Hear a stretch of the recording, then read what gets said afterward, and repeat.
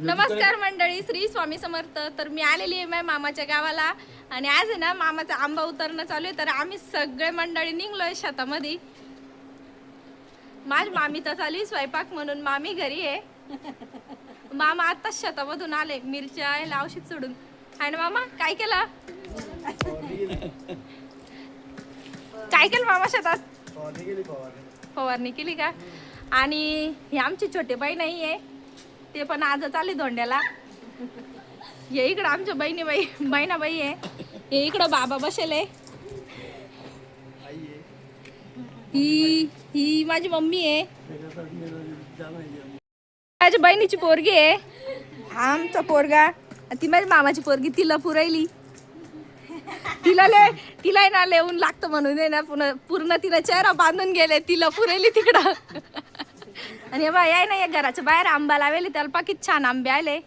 किती वर्ष झाले बाबा या आंब्याला? 6 वर्ष झाले का? 6 वर्षातच आंबा आला. चला आता तर आम्ही सगळे निघलोय. आता बाकीची मंडळी कोणी गाडीवर येणार आहे.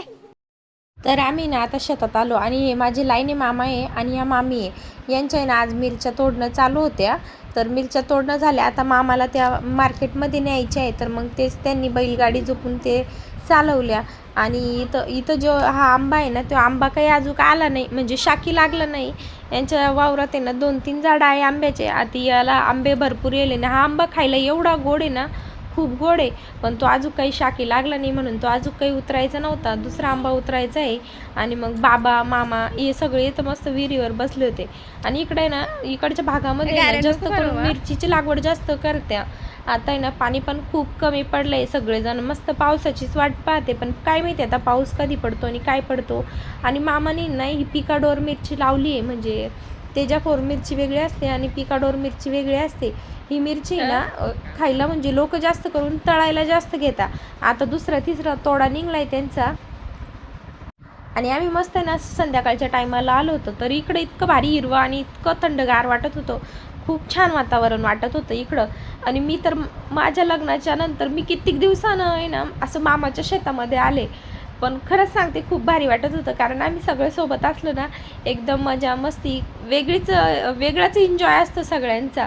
आणि बघा या अशा मिरच्या आहे त्यांच्या. चाललोय आम्ही आंब्याकडे. आणि माझ्या मामाच्या गावाकडे ना जास्त करून मिरच्या जास्त लावते ते. त्याच्याकडं खूप म्हणजे जास्तच पाणी आहेत. मग लगे आधीच लावून देतात मिरच्या.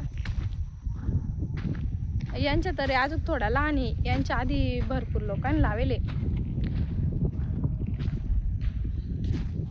काश रुमाल काऊन सोडला? झाड आलं होतं म्हणून सोडला का? त्याला वाटलं तिथंच थांबायचं आहे कानू, म्हणून त्यानं रुमाल पण टाकला सोडून. झाडाने काढला का रुमाल?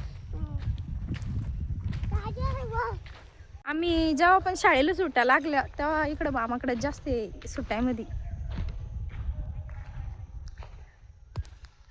तर त्यांचं गावाचं येईल ते सकाळचेच आज आंबा तोडतात. आंबा पा केवढा मोठा आहे, खूप जुना आंबा येऊ. दरवर्षी आंबे ते आंब्याला. आंबे तोडून झाले त्याचे. आता आंबे मोजणं चालू वाटतं, वाटी पाडणं.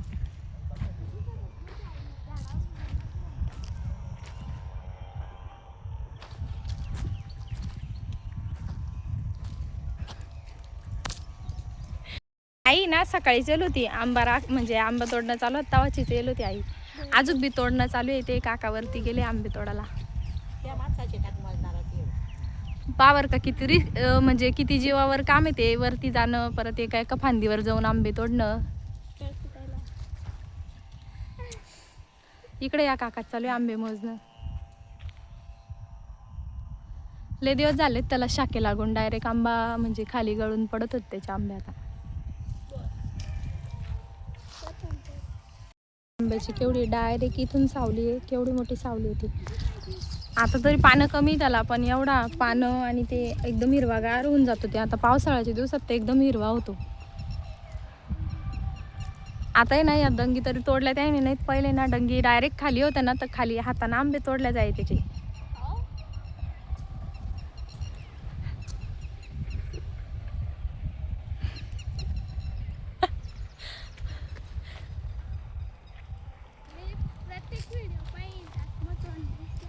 तो तुला एकात बी गेल नाही मी.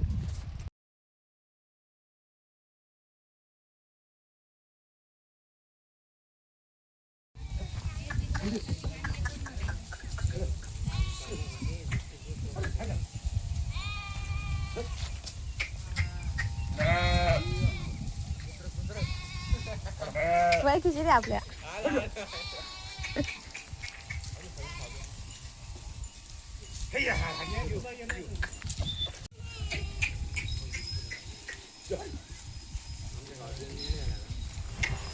श्रेयश बस झाला आता, आंबा दे फेकून. बस झाला, आंबा दे फेकून आता. श्रेयश बस झालं.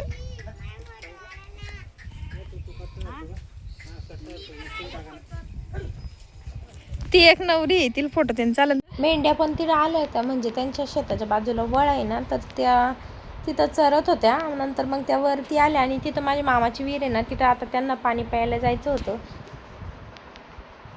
नंतर मग आंब्यांचे असे पोते भरणं चालू होते. म्हणलं चला आपण पण थोडीशी मदत करू लागू त्यांना.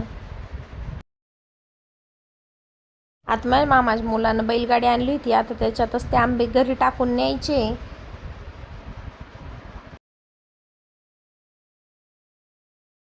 तर यायच्या वेळेस आहे ना, मामाच्या शेतामध्ये हे मंदिर आहे, तर म्हणलं चला येता येता दर्शन घेऊन येऊ. आम्ही जेव्हा यायचं ना, तेव्हा प्रत्येक वेळेस इथं यायचं दर्शन घ्यायला. पण आता आहे ना, म्हणजे कधी शेतात येणं झालं नाही. मग नंतर कधीच आलो नाही. म्हणलं चला आता आलो तर मग दर्शन पण घेऊन घेऊ.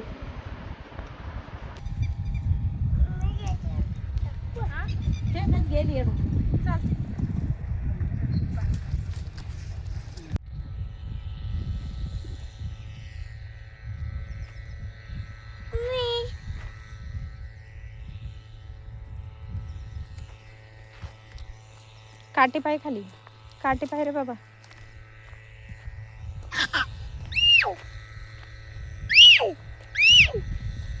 इकडून चालणार रस्त्यानं.